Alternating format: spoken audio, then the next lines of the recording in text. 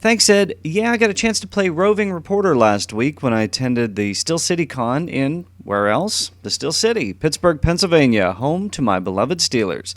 The Still City Con is a toy, comic book, collectible, and pop culture show, and yes, Marion Ravenwood herself, Karen Allen, did make an appearance. Now, I didn't get a chance to have a drinking contest with her, but she was nice enough to spend some time with me answering questions about our favorite film franchise. Just to let you know, I caught her during a break from one of her autograph sessions, so I didn't get to spend a lot of time with her. Being honest, I could have talked Raiders for hours and still wouldn't have covered everything that we want to know about the movie.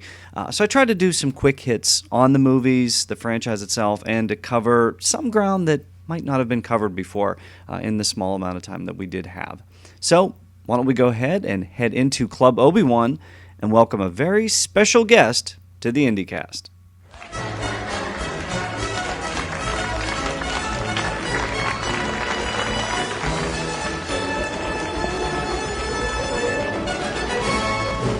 All right, well, IndyCast listeners, great to have Ms. Karen Allen here with us. Finally, after all these years, we finally got you on the show. Thank you so much for joining us today. Oh, my pleasure. Glad to be here. Take us back to the beginning a little bit. Earlier in your career, because this is obviously something that not only I don't think that you hadn't been involved with before, but I think even the genre itself, it was based on the old 1930s serial, so even the genre itself hadn't been seen for a while. So take me through your early career a little bit. Some of the things that you went through, just being an actress, some of the films that you were involved with, and sort of bring us up to how you became involved with Steven Spielberg and Raiders of the Lost Ark. Well, I started out wanting to be a designer, and I went to school at FIT in New York City, and I did that for a couple of years, and then I had some hesitations about whether or not that was really the direction for me. So I traveled for a year. I went and lived in the West Indies, and I went to Mexico, and I drove through Central America and down to Peru with two friends and spent about a year on the road. Then I came back, and I was really thinking I wanted to be a writer, and I had been writing a lot while I was traveling and writing a lot of short stories and prose and things, and I began to work with a writers group. But around that time, I was taken to see a theater company called the Polish Theater Laboratory, which was probably the most famous theater company in the world at the time, unbeknownst to me, because I wasn't at all connected to the theater. And I saw a couple of astonishing performances. And I literally say I walked into the theater one person, and I left the theater a completely different person. I was really changed by what I saw. And the person who had taken me to see this company was a director in the theater, and he had his own company, and I said, do you do this kind of work? And he said, yes, and I went to see what he was doing, and I was also... What were you seeing? What was it that you just thought, oh, whoa, that's mind-blowing? A complete lack of artificiality, a real authenticity. It wasn't like watching... I think most of the theater I'd been exposed to, it always felt very artificial to me. It was like people were acting, in quotes. This was really like I was witnessing something. It was like being a fly on the wall in a room and witnessing real emotions in people's lives and psyches and things that mattered in a major way. I mean, it was life-changing. And I thought, that's interesting to me. Nothing I'd ever seen before. It seemed very interesting to me. Theater-wise. So I began studying with this theater company, and I began to perform with them, and then I moved to New York City, and I started, really my biggest ambition was to work in the theater and to make a living in the theater, but I got the opportunity to audition for films early on, and the one film, that I auditioned for that I was cast in was Animal House within maybe 4 or 5 months of being in New York City. And huge in its own right. Yeah. I mean, that whole other fan base. Yeah. So you were launched into big time movies, prominence, right from that movie. So what was that like to kind of go right from the theater background into, whoa, this is something bigger and different?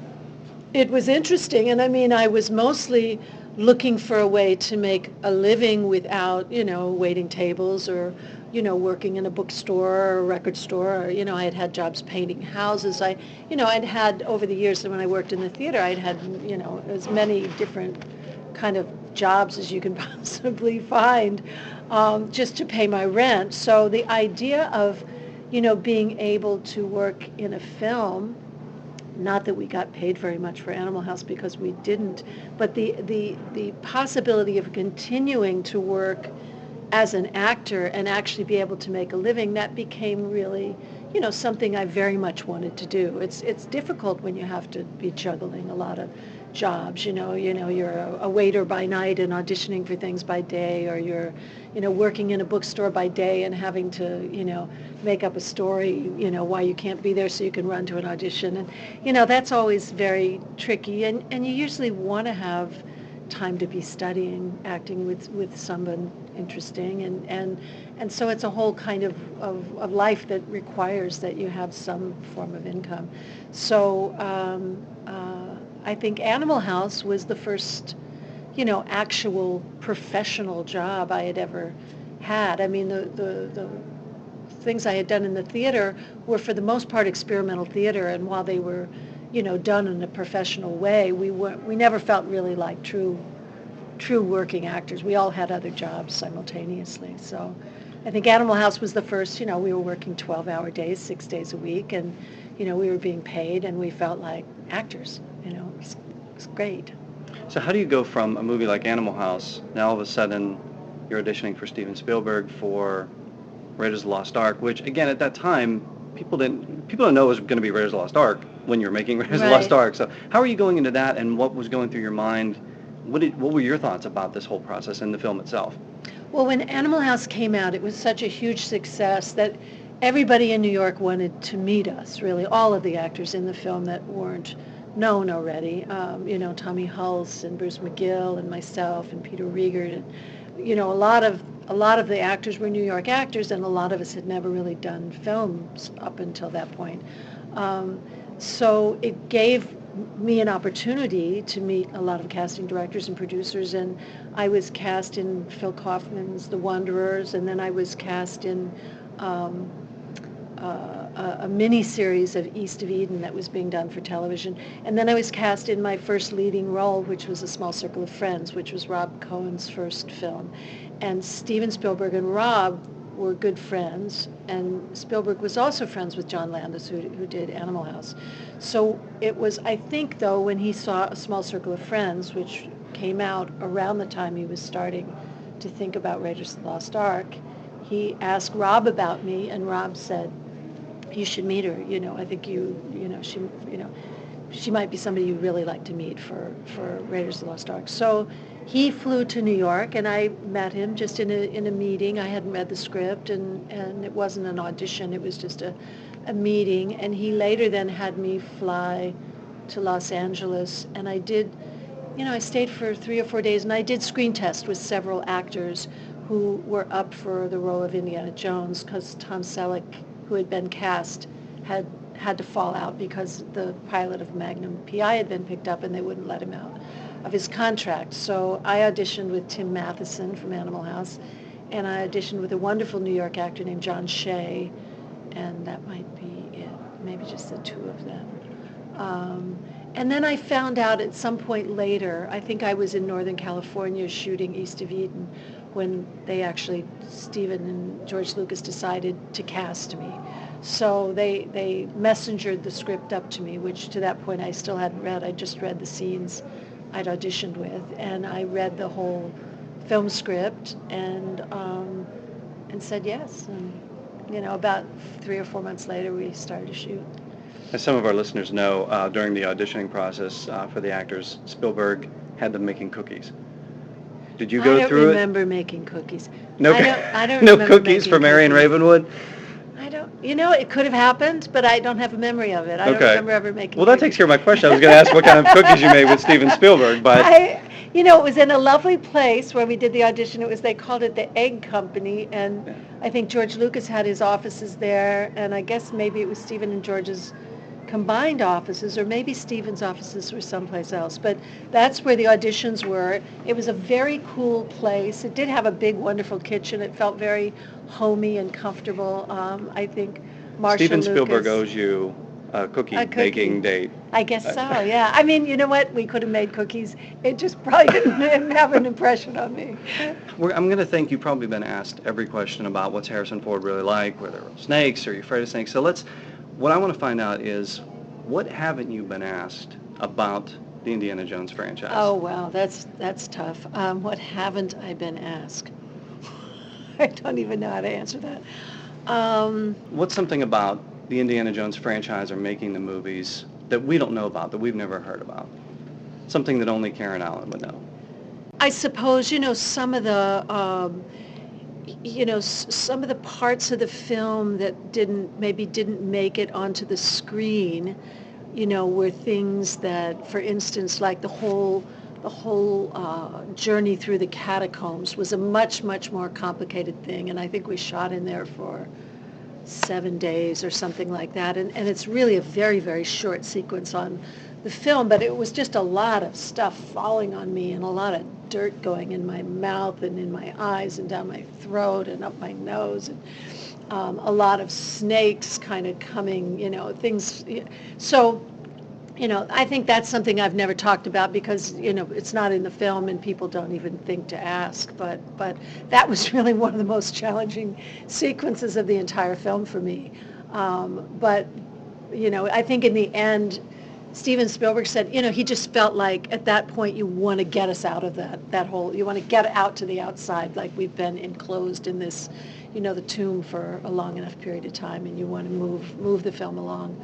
And I certainly wasn't unhappy that all that stuff was cut out because it was really, it's just a lot of screaming and coughing and choking and blinking my eyes, trying to get the dirt out of them and stuff. So the terror we're seeing on the film, that's actually, some of that's pretty real because you really were going through some of that. Yeah, I wouldn't call it terror. I would call it really discomfort. Imagine spending 7 days with people just throwing dirt in your face. It's not, it's like it's down your throat and you're trying not to choke on film, and it's in your eyes and you're thinking, oh my God, am I going to be able to get this out of my eyes? And no, it was just a lot of physical discomfort.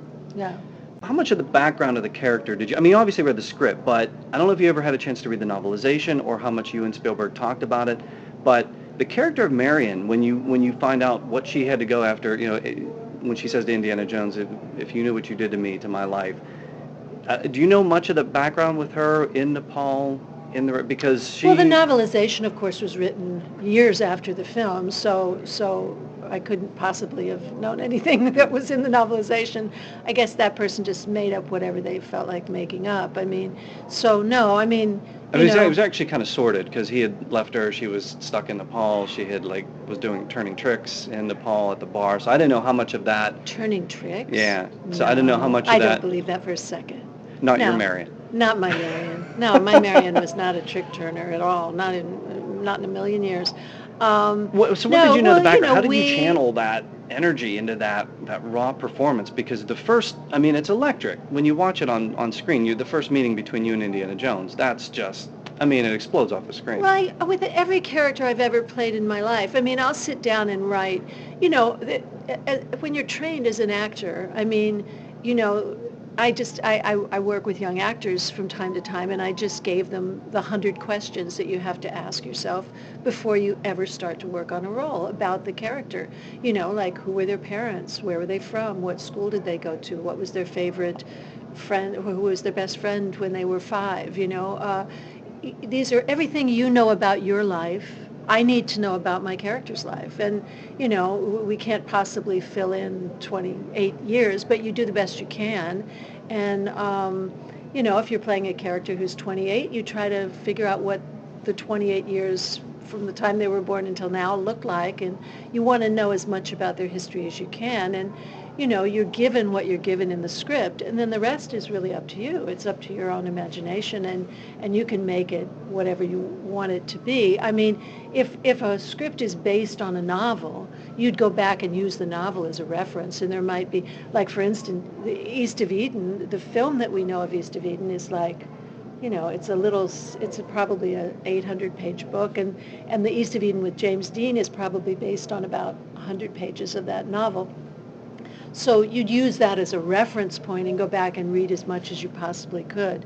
With something like Raiders of the Lost Ark, I mean, this is the first time I've ever heard that Marion was turning tricks at a bar in the fall. Why did she need to do that? She was making a fortune just drinking people under the table. Or when she was, well, I think she got herself to that point, but I think early on when he had abandoned her, that was sort of how she was able to get back on her feet. Her father was alive then. I mean, that doesn't make any sense. I'd like to find the person who did the novelization and have a bake some cookies with him. Maybe we'll bake some cookies with him. Whoever that was. When we first meet Marion, she's ticked. She's tired. She's half hungover, and when she sees Indiana Jones, she's ticked. How did you? Because when we see a lot of the behind-the-scenes videos, especially on the Blu-ray now, we're looking at these things. You, Harrison, and Steven Spielberg are just talking as everything's being set up.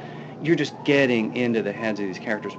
Take us through that process, and how did you, that first scene when you just see him and you throw the shot glasses down?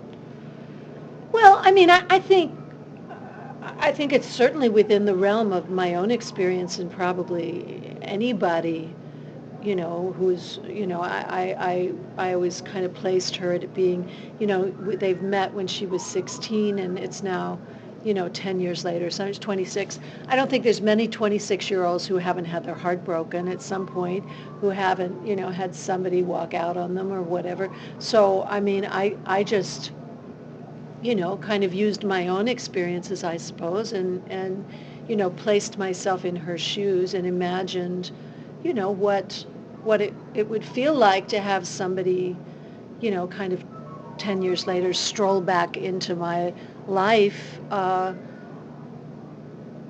because they wanted something from me. I mean, I think the situation as it's set up in the script is quite a provocative situation. So you don't have to, I mean, I don't have to think very hard about why she would be angry or, I mean, I think she's in a fairly good place in her life when the film begins. She wants to get out of there, and she's been left alone there, and her father has disappeared, and it presumed dead, and so all of those things are not great. But I think that, she's on the other side of that. She's found a way to survive there, and she seems to be in a fairly, it's kind of a cool place. She speaks fluent Nepalese. She seems to be holding her own there. I didn't necessarily think of it as being a negative. You actually clocked Harrison in that one of those takes, didn't you? Well, we did a lot of takes, and you're of course looking for the perfect one. And I think I did clock him a couple of times. Not really, really hard, but I think I caught his jaw a couple times. When you watch it, I mean, you could tell. It's one of the most amazing punches ever. So you got to get some satisfaction when you watch that to realize that, especially in a movie filled with just guys and stuntmen, that you pulled off probably the best punch in the film. Wow. Well, I never really thought about it like that, but I think a lot of times the sound effects sell those kind of things, and you do need a good swing that looks like it connects. But it certainly had a nice impact, on film when she clocks him. Was there ever a discussion after Raiders? I know that they were going to go back and do a prequel, so that was going to leave Marion out of it. But were there ever discussions after that, like, hey, they ended the movie, hey, how about a drink? A drink? And then they go off, and it's like, what happened after that? Was there ever any discussion of, like, let's revisit this, let's bring these characters back? I never had any discussion with anybody about it. When I first signed to do the film, they said we're planning 3 films. Whoever plays Indiana Jones will be in all 3, and the character of Marion Ravenwood will only be in the first one. They're going to go backwards in time, and if we went back far enough that Marion would be in it, she'd only be 15 or 16 years old, so it probably, would be played by a different actress. So there was never any conversation that I would be in another one of the films, and I never imagined that I would be. So I kind of went on to do other things and never thought about it one way or another. Although when the second film came out, people were like, why aren't you in this film? I mean, there was a huge kind of thing that, backlash in a sense, as though I had turned it down, or as though, people didn't understand why I wasn't in it. But I've tried again and again and again to explain to people I was never supposed to be in it. Kingdom of the Crystal Skull. We at the IndyCast, we like it. Obviously, we're a little bit biased, but it has received its fair share of criticism, sometimes from the actors within the movie itself. I'm just interested in your take on the latest installment in the Indiana Jones franchise. Well, when I read it and when I first saw it and the conversations that I had about it in the very beginning, I mean, first of all, I was so touched and so really delighted that they had decided to marry these two characters. I think I wept when I read the script, and that they had decided to bring me back, and that we had a child together, and that we end up getting married at the end of the film. For me, that was, such a lovely homage to my character and to me as an actor. So, I mean, that kind of was my starting point. And then, I didn't know anything about crystal skulls and the fact that they actually exist and that there's all this kind of mythology around them. So I did a little bit of research about that, and I found that quite fascinating. And I think when I saw the film, I don't know, that I really realized what an homage to the 50s film genre it was. And I really was a kid during that period of time, so much more so than Raiders of the Lost Ark, which was an homage to that kind of film, Saturday matinee serial that I never have seen in my life to this day. I more understood an homage to 50s filmmaking than I could to that other style of filmmaking. So the idea of it being about science fiction and the Brando moment on the motorcycle and all of the little, I don't even know that I get all of them, because I'm not quite the film aficionado that George and Stephen are. But I really appreciated the fact that they were creating a film that was an homage to a time period that I knew very well. And on that level, I really enjoyed it. And of course, if you were going to do a film in the 50s, to bring science fiction into it, you couldn't really not do that. And I think George very, very much wanted to bring science fiction into it, and this was a way to do it that excited him. And so I know it's received criticism and stuff, although there were a lot of people enthusiastic about it as well. Made a lot of money. I really enjoyed the film. I mean, I think to some extent they wanted to keep it very low CGI. They wanted it to be in the same kind of realistic, not using a lot of special effects and stuff as the other films, and I was really glad for that. Whether or not some of the criticism came out of not doing it more kind of high tech. If they were going to go there, they needed to go there, because that's the world that we're living in now. Is, I think, we view most films through wanting that level of sophistication. Tell you the truth, I'm bored to death with that level of sophistication. To me, I look at that and it's not real, and you can be blowing up things and people can, and I'm like looking at my watch. I mean, I'm just not, I don't engage with that very well. It's a rare occasion that I do. Maybe in The Lord of the Rings I engage with it. But an awful lot of the films, they just bore me to death. I don't feel like nothing is at stake. I'm just watching a bunch of phony CGI. I'd hear it from the indie community if I didn't ask. Have you been approached about Indy 5? Well, there's no approaching until there's a script. So nobody's going to approach me. There's a kind of ongoing, very casual conversation about whether or not it's going to happen. And I think everybody is very up for it happening. But what they need is a script, and I don't think I won't know anything about it till they have a script that Harrison and George and Stephen all really like. I won't know one way or another, And when that happens, I think they'll let me know if they want to go ahead with doing another one. In your opinion, will we see Marion Ravenwood again? I'm feeling very hopeful about it. Yeah, it's just a instinct, but I'll say, I think it would be exciting. I'd like to see what happens if we started with the two of them married and with us having an adult son, and just what that next adventure is. I think it's an interesting adventure to look at, Indiana Jones and Marion being partners, being real in each other's lives. I think it creates a new challenge in terms of telling a story. We could start in the kitchen with you and Indy baking cookies. Yeah, you could. Full circle. Full circle. There you Hey, go. thank you so much for joining us Okay, on the all right, IndyCast sure. today. We really appreciate Okay, it. Thanks so much. pleasure.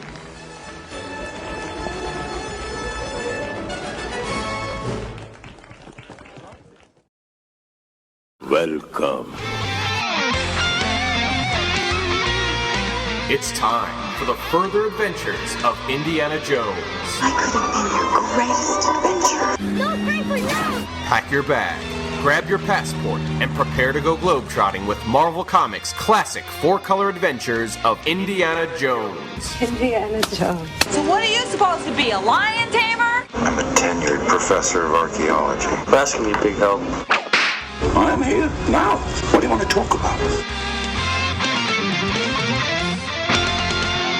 Welcome once again, IndyCast listeners and further fans, to the further adventures of Indiana Jones. I'm Joe Stuber.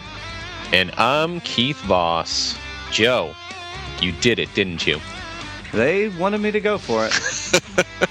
They sure did. We all wanted you to go for it, and you did. And boy, did you ever go for it. Getting Karen Allen into Club Obi-Wan. I mean, that's just... Hey, my persistence surprises even me. So. Yes, it surprised all of us, my friend. No, it was fun. I had a blast. So, hopefully everybody enjoyed that.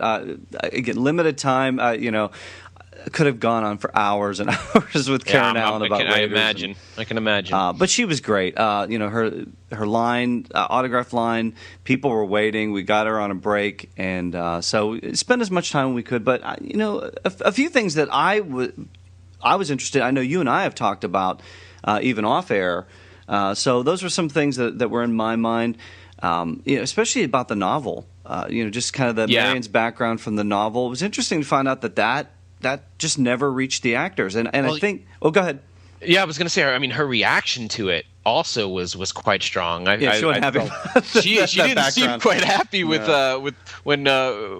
finding out that Marion was turning tricks. She didn't seem to like that very much. No, it's interesting too because she references the book being written a few years after. But when you think about it, put it in context. I mean, it came out when the movie came out, but when they were making the movie, it would have been a year earlier, so the book would have come out. So yeah, that was what she was referring to, I believe, when she said that she didn't have access to it. My thinking was, though, was that part of the initial discussions with Spielberg talking about the character and things like that. And it's interesting to find out that never reached her. It apparently went from Kasdan to Campbell Black in the novel, and then Kasdan and crew bailed on it. So it never reached the actors. Especially given all the research that she does with her characters, like she mentioned in the interview. She said she went back to when, Indy and Marion met each other and built a history upon that. So that never seemed to be a part of that history at all. Yeah, and I thought it was interesting. She said she wanted to have a conversation with the author. Well, I just found out because I looked at Campbell Black's Wikipedia page. Apparently, he passed away in March. So sad news there. But she won't have a chance to. None of us will have a chance to be able to find out about that. But Kasdan, he's scripting Star Wars 7, I think, isn't he? Yes, he is. He better watch out. I've heard Marion has a mean right hooks. Watch your back, Lawrence Kasdan. Karen Allen is not happy with Marion's background. No, she isn't. You notice one other thing that was, I don't know, maybe I'm reading too much into it, but she had mentioned about Abner, the background, and she said that Abner her father had disappeared and was presumed dead. I don't know. Did she drop a bombshell there, or am I just reading too much into that? It seems like it. I mean, there was also a big rumor that we were going to see Abner in Kingdom of the Crystal Skull. When we saw John Hurt in those trailers, we all assumed that was going to be Abner before we found out it was Harold Oxley.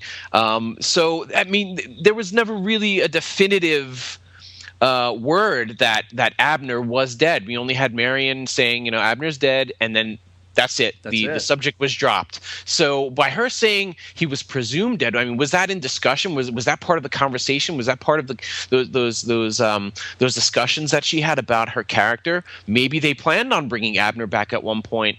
Who knows? I don't know. It's. I just thought it was interesting that she didn't say that that Abner had died. She said that he was disappeared and presumed dead. So again, maybe that's us reading too much into it, but I thought that was interesting. Maybe that was a discussion that they had, and that was in the back of her mind, and that's just what she said. So, hey, you know what? Especially in the further adventures where, the character may not have been brought back. It brings up a whole new conspiracy, my friend. It does. And as you mentioned, in further adventures, Abner is discussed. And in fact, it's discussed in a few of the issues that were penciled by our very special guest today. That's right. We have none other than the legend himself, Herb Trimpe. That's right, Trimpe. We know last time we said it was Trimpe, but we heard his name pronounced a couple of different ways, haven't we, Joe? Yeah, a couple of different times. So, but Herb mentioned himself. It's Trimpe, so that's what we want to make sure. But yeah, so we've got guests galore on the IndyCast today. So Keith, let's not waste any more time. Why don't you say we head into the Raven's Nest? Let's do it, and the drinks are on me.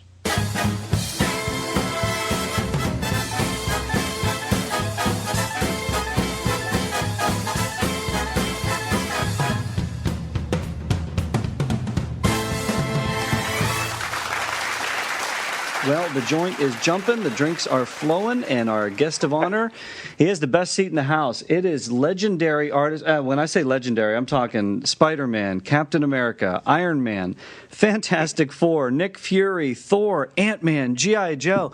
Wow. I think that's like every comic book ever. It's Herb Trimpe. Wolverine, the Hulk. It's Herb Trimpe, ladies and gentlemen. You probably don't have the time for me to burst your bubble, but I'll just let it slide for now, and we'll get into the meat of the thing. Herb, welcome to the IndyCast and the Raven's Nest. My pleasure, by the way, guys. Oh, thanks. Yeah, it's great to have you here. Drinks are on the house, everybody. Okay. Drinks are on the house. Drinks are on me. Yeah. Oh well, hey. When the house burns down, they're on me. Well, the Raven's Nest has burned down before in issue number 6. So we rebuilt it, and we have Herb Trimpe here, and we are really excited. Well, it's great to have you here. We've talked to a lot of the creators behind these issues, Further Adventures, but certainly your time in the world of Indiana Jones. 6 issues we're talking about. It's issues 15 through 18, if you're scoring at home, and also issues 23 and 24. So we'll talk a little bit about those. We're kind of interested, though. Where did the interest in comic books come from then? How early was that, or your earliest memories? I was an avid reader of the Sunday strips when I was a kid, and I came up with a couple ideas myself, in the elementary school, and played around with it. And I don't know how. It's just I liked all the adventure shows that were on radio at the time, and some were science fiction. Tim Corbett's Space Cadet and Captain Video and some other things that actually graduated to TV when that came around. Did I read somewhere that you were interested in Plastic Man, or that was one of the earliest? Plastic Man was one of my favorite characters. Okay. I wasn't... Superheroes did nothing for me, and that didn't much change the years I worked at Marvel. I was more thankful to get work rather than be interested in any particular character, and it probably showed. And, it showed certainly in the kinds of work that I wound up getting for one reason or another. And most of the characters I did were not superheroes. They were licensed characters like Godzilla and G.I. Joe. And, the Hulk is not a superhero either. It's an entirely different It's a horse of a different color. Yeah, I mean, it's patterned green after one. the Green, in fact. patterned after the Jekyll and Exactly. Hyde and, Right, yeah. and Frankenstein monster and things like Well, that. what was it about Plastic Man that interested you? That set him apart? Well, it was from funny. It was funny as hell. I mean, because he would, I don't know, he'd be the table in the hideout where the guys were planning, the bad guys were planning a robbery or something like that. And the thing is, he was still the same color. It was a red table with green and yellow and black stripes. I mean, they never seemed to notice that. Right. Wearing the sunglasses, yeah, and they never. And it was very, it was very cartoony, and I just thought it was funny. I thought it was funny, and the characters were good, and I mean, I started out as basically I was interested in cartooning and not so much. To me, that's in a way it's more realistic than muscle-bound superheroes. I mean, nobody, not even Arnold Schwarzenegger in his prime, has that immense bulk and size that these guys come off as having, So, I mean, it's just so unrealistic. And so as I got older and interested in, I graduated to EC Comics, and Jack Dave, I mean, they were all great. I loved all that stuff. And pre-code, especially when the stories were the best. And I think Jack Davis was my favorite, and I emulated him quite a bit. And he had a very cartoony but adventure style, a real. He had a way of doing it that was cool, especially the westerns. And that's basically, I came into Marvel with that. How did you get into Marvel? How did that come about then? I went to the School of Visual Arts in New York after high school, and I met a friend of mine was John Verporten, who became production chief there while I was in the service. So when I got out, I had a natural in there, and I had no samples really. I had stuff I had done in art school. The funny part was School of Visual Arts. When I became interested in it, was cartooning. Was a cartooning and illustrator school. It's what it was called, CNI, Cartooning and Illustrator School. And guys like Bern Hogarth were there, and some others, and that's what I was. That's what I wanted to do: learn illustration techniques and get in with the comic strip stuff. And because I still hadn't thought about comic books, I was pretty much focused on comic strips at that time. Well, you picked up enough along the way, because once you got on at Marvel, and we'll see how this your time in the Air Force comes into this, but your debut, it didn't show up on Kid Colt, but not long after that, you co-created with Gary Friedrich Phantom Eagle in Marvel Superhero 16. Yeah. So we start to see where these the love of airplanes and things come in. That was Gary's idea. It was an old character. The character existed, but it was out of copyright. So he took the character, and I designed the outfit. And revised it, right? I mean, you updated it oh no, the costume was nothing like the original, right? As my memory is wont to say. But I mean, I may be wrong on that. But as I remember it, I think it was from scratch primarily, and so that was the only thing I regret about having worked in comics is it's probably the only job I ever did that I would like to do over and make it right.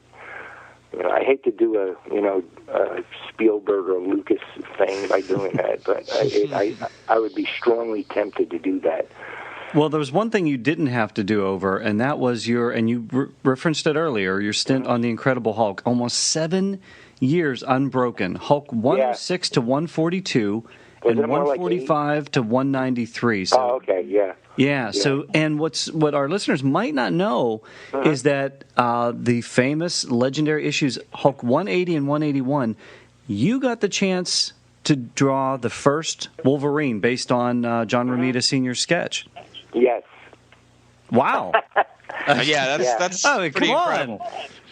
To give full credit there, Roy Thomas had the idea for a Canadian superhero, and he had discussed that with John, and they, there's been some controversy about that, and so I went straight to those two guys who I see at shows. John, not so much anymore, but we know each other quite well, and Roy as well, and I said, how did this exactly work? I mean, and my recollection. You're getting all the credit, right? Huh? You're getting all the credit. Well, I quit explaining it. I mean, it just got so laborious to explain it. But obviously, they remember the person who put it in the comic book. Yeah. And of course, a lot goes along with that. In a sense, what you're doing is you're bringing the body to life. In a sense, it's like, the monster is now sewn together, and now you're giving it the electric shock to put it in motion. But Roy had this idea basically for a superhero, a Canadian superhero, for whatever reason I forget. I think the previous issue had left off maybe up north, or was going to be done in the north, or something along those lines. I don't know. I really forget. I don't remember. But and then he asked John to, because John was the acting art director. That wasn't his title actually at the time. That didn't come until later. But if there was something that needed to be worked out, they always went. John was always the guy that got the job. This is all the while he's doing production work as well as drawing Spider-Man. It's not like he didn't have enough to do already. But he came up with the character and, the model sheet. And, everybody kind of looked at it. And I think it was only unique in that for a secondary character, never was that much time or effort put into it. I mean, it was very unusual for anybody to discuss in depth what some tertiary character or secondary character would have in the books. It just wasn't done. Well, Dr. Frankenstein, we're going to give you credit for bringing the Wolverine to the masses. Yeah. Look, you're going to have to take it. I'm sorry, you're going to have to live with it at this point. That's right. It is the truth, and I certainly... there's a lot of characters that I had less involvement in that I do well now. I mean, it's almost, for lack of pension from a company that I worked 30 years for, or any other kind of post-benefit for that kind of work, it all comes back now in a way in the interest. In the post-working at Marvel interest that people have, and characters that I got involved in, which were mostly, as somebody pointed out once, that I hadn't realized for years, were these licensed characters like Transformers and Shogun Warriors and Godzilla and G.I. Joe, and it just kind of goes, and not to mention the Hulk, which had already been well established. And several of those characters, there's been major motion pictures made out of summer blockbuster movies. So this has been good for me money-wise, I have to tell you. I mean, if it wasn't, I'm sure it's a window of opportunity that won't last forever, but it's been a very good thing that I got involved in a number of characters that I estimate that other people really weren't willing to get involved in because they weren't considered all that cool. Nobody wanted to draw toys. People wanted to draw the superhero stuff. So I benefited from it. Well, speaking of superheroes, we are on the IndyCast. I mean, we could talk to you about everything that you've done all night, but we need to talk about Indy here. And Indy is his own kind of superhero. Yeah, what happened to Indy? Yeah. Indy is his own kind of superhero. I know. You got so wrapped up in your resume. My goodness. We can, we can talk. Am I hired? Work. You've got the job. And Hulk, but let's get into some of your Indiana Jones work. First of all, can you tell us how you got the job on Indiana Jones, on the Further Adventures of Indiana Jones? It really did fit in with all the other, hardware. I had a reputation. The thing is, the reputation for aviation kind of expanded into all aspects of the military world. And it's true. As a model builder, I have gone through periods where I've been, built models of various, articles of war from different periods in history.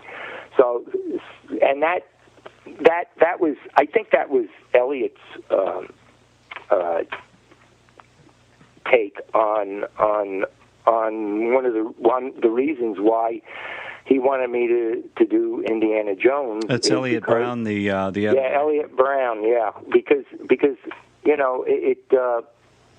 it lent itself, as we can remember from the movies, exotic scenes with hardware and strange and vehicles and explosions and all kinds of good stuff like that. So I think that's right up your alley, because the first issue that you worked on, it was the Sea Butchers. That's the first issue you worked on, and we got planes right off the bat. I mean, so you were right at home there. That was one of the things with David Michelini in our interview. I remember one of his quotes was, he said, "Herb wanted to draw biplanes." I don't remember any conflict at all about anything that we did in the book. I mean, I worked at home. I didn't have any idea what the politics was. If it hadn't been by, you're going to have to blame the writer on this, the writers on this stuff. Although I did write one of the books.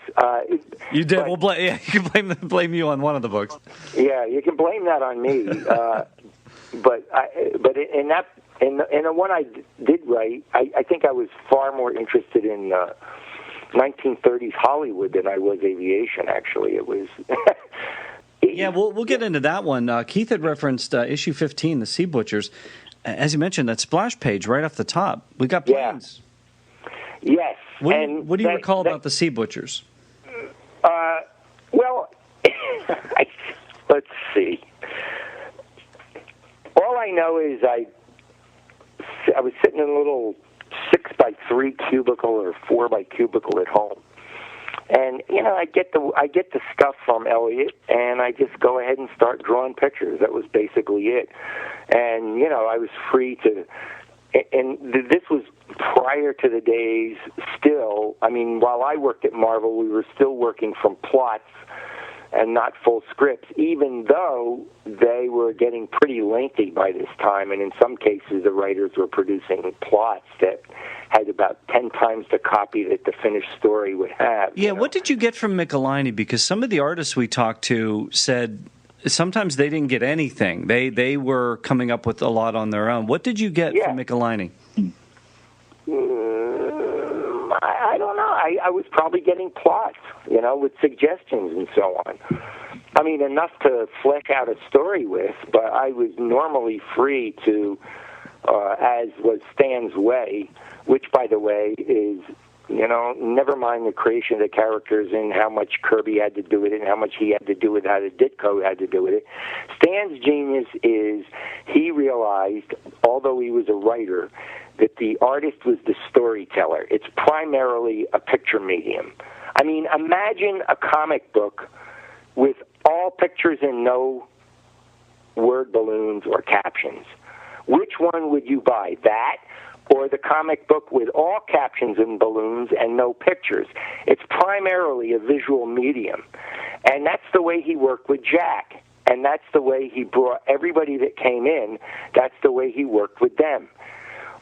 If there was any following in anybody's footsteps, for instance, Kirby, it had to do with the storytelling than it did style. And nobody ever shoved anything in front of me and said, "Here, draw this like Jack Kirby." That's just not so. And at least in my case, it wasn't. Although, that's interesting that you say, because a lot of the visuals in the book. I mean, I'm wondering if, like, does Michelini, when he writes out a script, does he give specifics on certain visuals? Like, for example, like Emeralda Vasquez, the villain, she's wearing skull earrings. Is that something that Michelini describes in the script, or is that something that you come up with on your own? Yeah, all of it. That's all you. Yeah. No. That's pretty interesting to know. What about your looking into Indiana Jones had mentions about some of the relics that were unearthed. So we have some of these statues, these Chinese statues. Did you do research on any of these things, or are these just out of the top of your head? Made them up. Wow. That's another thing I liked about Jack. He made everything up. You know, and after all, it is a comic book, right? So, I mean, unless the only thing authentic in that, I don't know. Let me just. Well, had you seen Raiders of the Lost Ark? Because we've got two of the characters. Oh, yeah, I was strongly influenced by the movies. Oh, there's no question about that. Because we've got two of the characters from Raiders in this. We've got Jock, the pilot. The only things in this story that actually followed some sort of... And you know, what's ironic is Indiana Jones is taking pictures from an airplane with a modern 35-millimeter camera and telephoto lens. Yeah, a lot of aerial views too. So it's kind of you cheated. You cheated a little bit, didn't you? Yeah, because I made it up. You know. Yeah. I did not. You know what? I'll be honest. I did not notice that. You were like Indy. You're making it up as you go along. Yeah, I should have had him with one of those bellows cameras. That's that kind of. Where it opens up the lens, you pull it out. Yeah, the little accordion-looking thing. Yeah. That's great. I've never noticed that. But the reference here was the airplanes and the ships were referenced. And as far as the Mayan ruins or whatever ruins they're supposed to be, yeah, I probably got a photo of that somewhere. But it might have been described in the plot, and I just either made it up or but you got specific on, I was going to say you got specific on some of the Japanese cruiser is authentic, and the submarine is authentic. What was the Kawanishi E7K2 or something? Is that from you? That's authentic. Okay. That's for real. But the paint job is terrible. We'll talk about that. Talk about working with the inkers and the colorists. I don't work with any of those guys. I just sent them.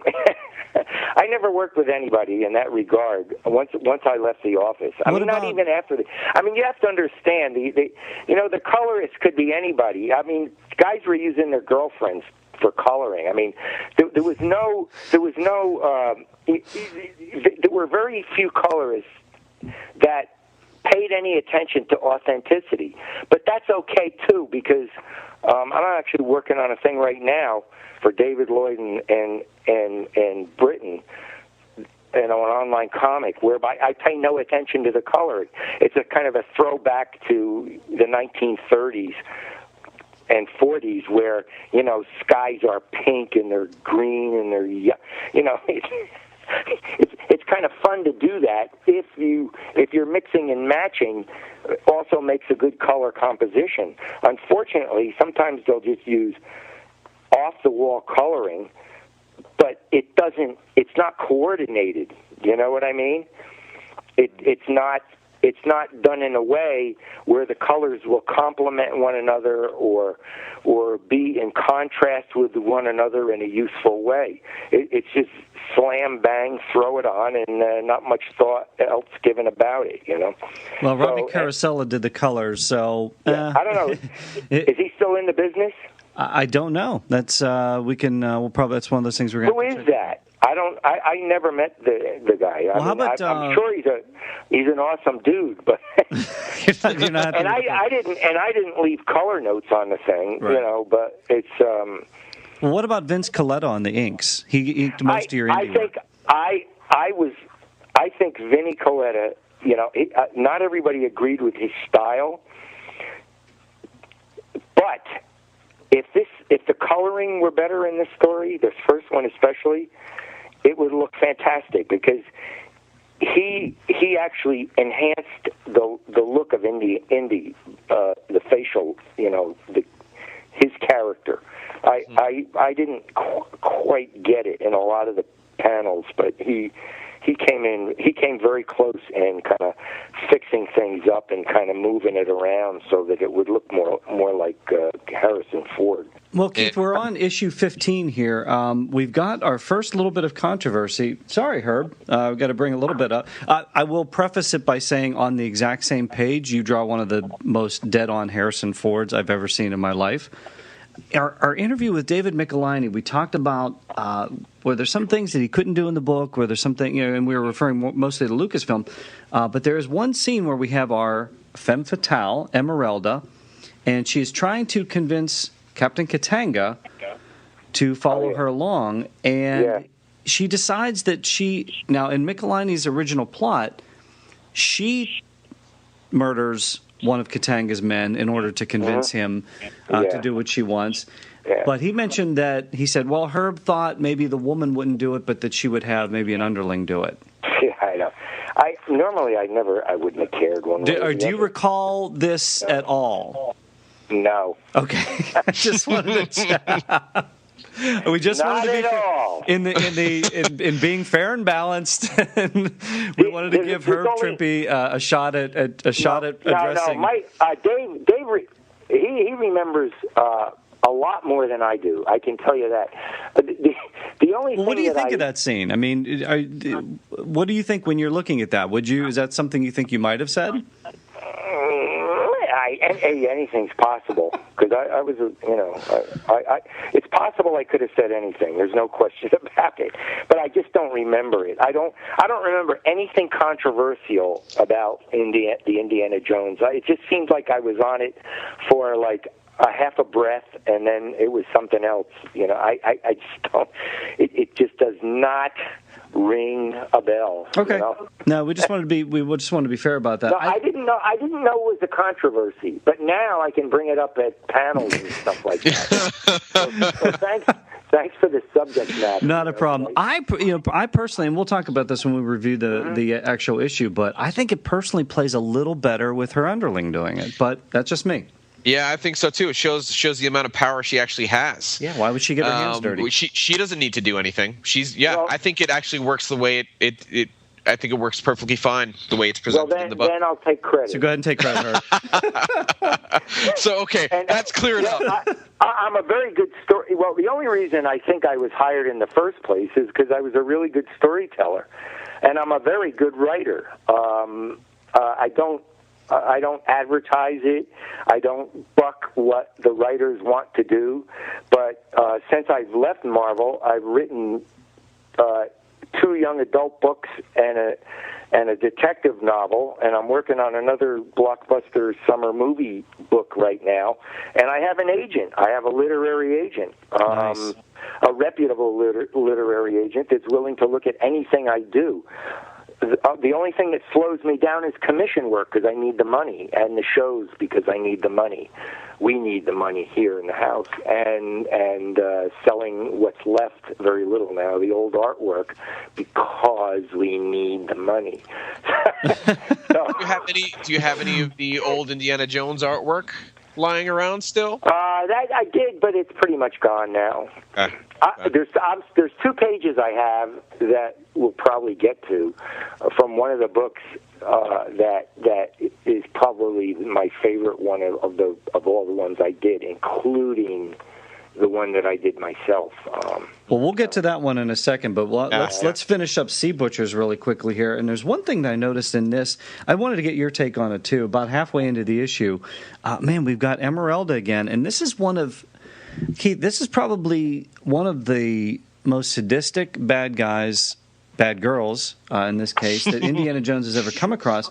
We've got that scene about halfway in where she forces the guy to play Russian roulette. As sort of punishment. What do you think about that, Herb? I mean, this book ain't for kids. You know what? It's some pretty serious stuff because even in Raiders of the Lost Ark, that is a very violent movie when you're watching it. So did that play into how you worked the book out? Just realizing that this is basically a very violent character. Yeah, I actually might have flinched at that. Because there was a scene in a Special Missions that was a little bit less than this. There's only one scene that I actually remember physically when I see it. I did it. That I had some objection about, and but that was in a special missions. This I don't know. I probably just saw the Deer Hunter, so it wasn't such a big deal. Just all works together. Yeah, the guy looks a little bit. He could look a little like Christopher Walken, I guess.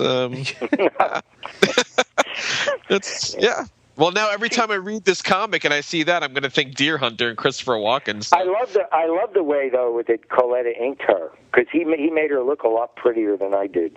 Well, let's talk about Esmeralda then. What are your remembrances of the character herself? No, nothing. I mean, was she based on anybody in particular? She looks like one of Vinny's characters in a romance comic book. Did Vinny bring that more to life than you did, would you say? Oh, absolutely. Yeah.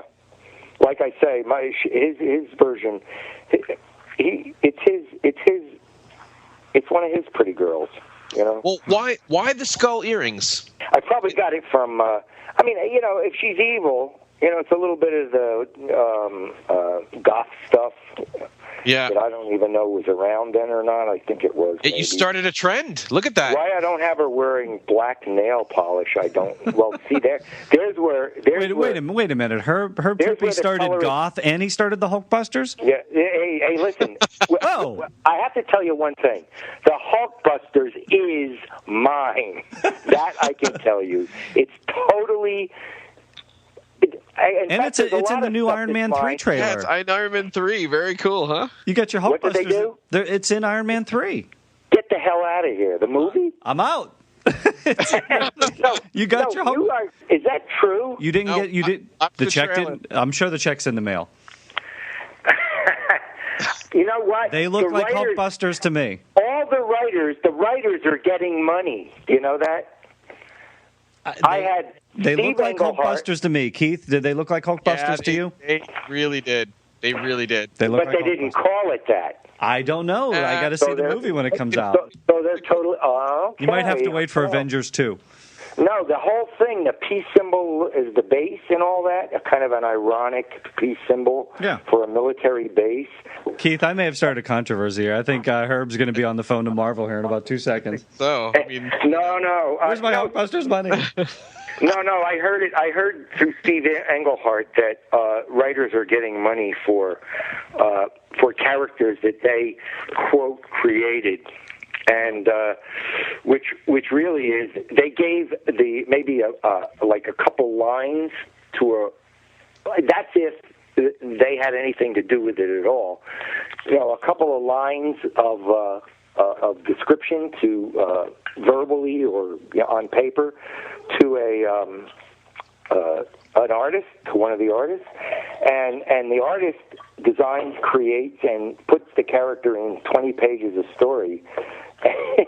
And evidently, the writers there's always been a struggle between, and ever since Stan put the artist in charge of the storytelling, the writers have been trying to get back as much as they can. It's like, they think they're smarter. It's like an intellectual thing to write words instead of doodling pictures, And so yeah, and the thing is, it's ever since Stan had the artist be like the director of. I mean, look at a movie. Who gets the credit? The director and the producer. The big credit goes to the director. Did he write the script? He might, but most times, especially in the days of the studios, no, So, well, hey, if you get a huge windfall for your Hulkbusters, don't forget your friends at Further Adventures. That's right. Listen. Don't forget your buddies. We're pulling for you, Herb.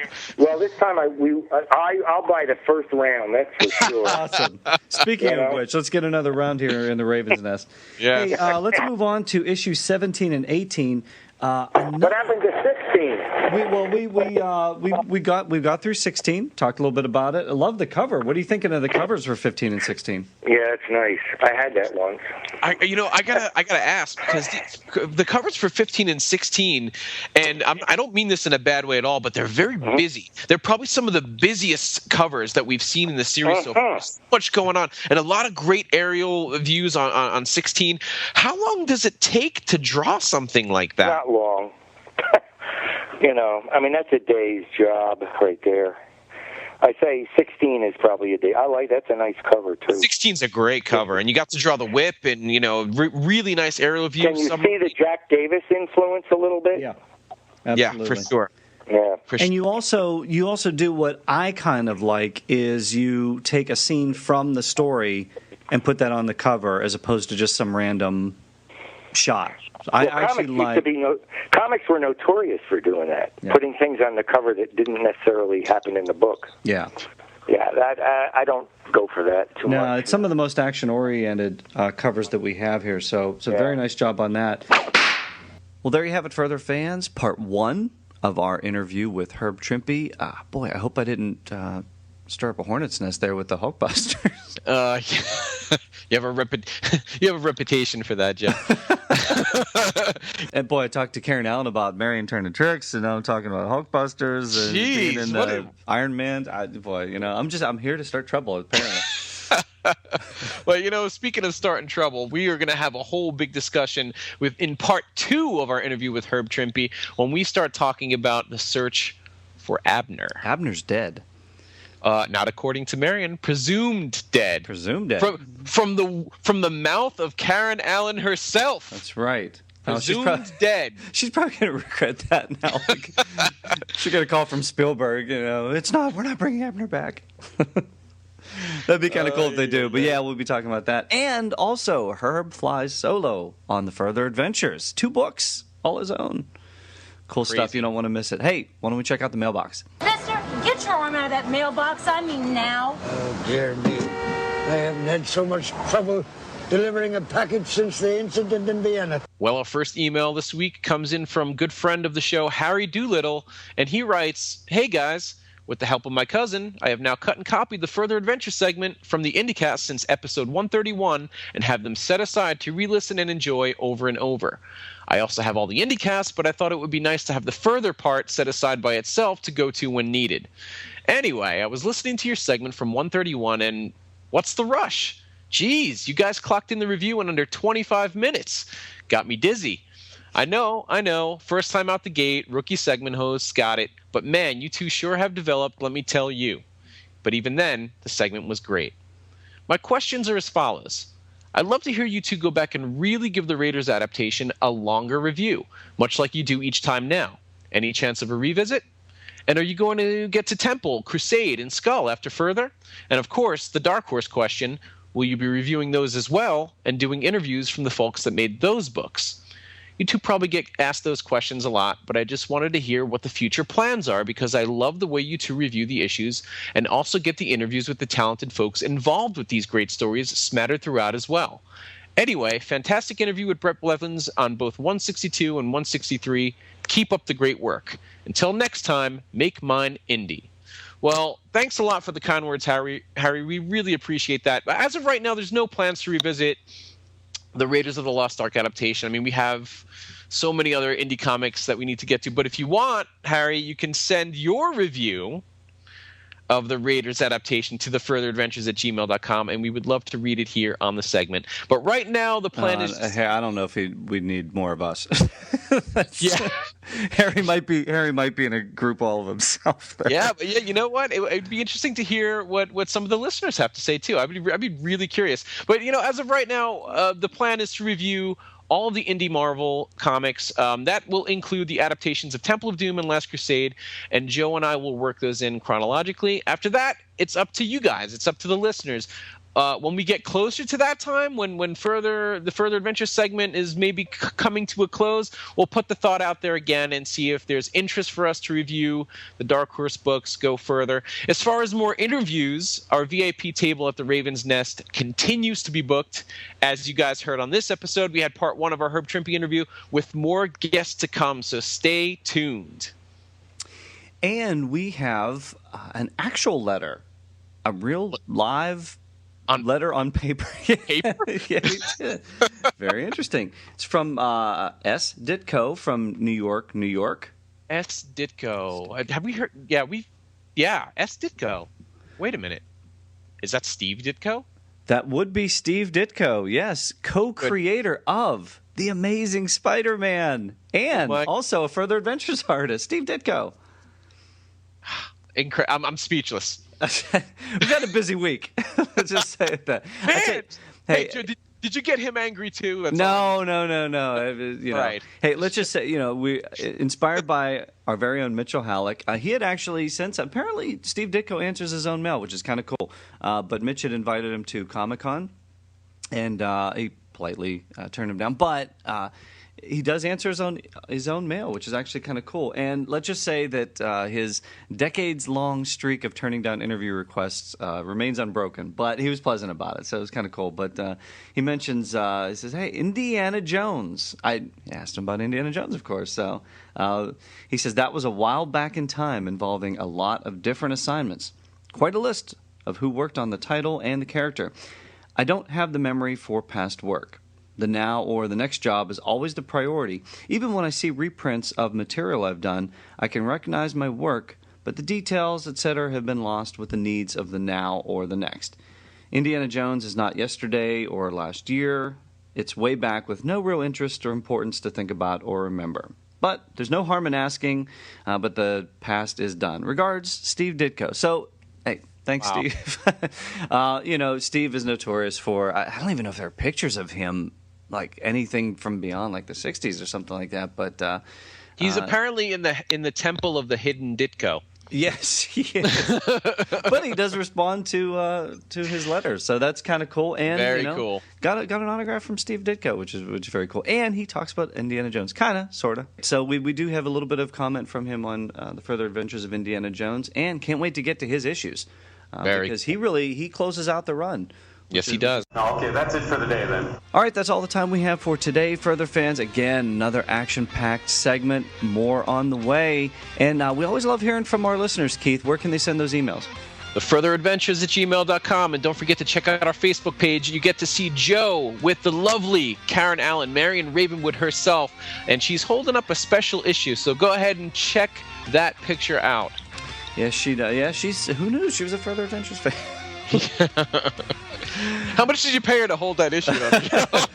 Don't ask that question. And make sure you join us back here next time, Further fans. We've got Herb Trimpe Part 2 next time on Further Adventures of Indiana Jones.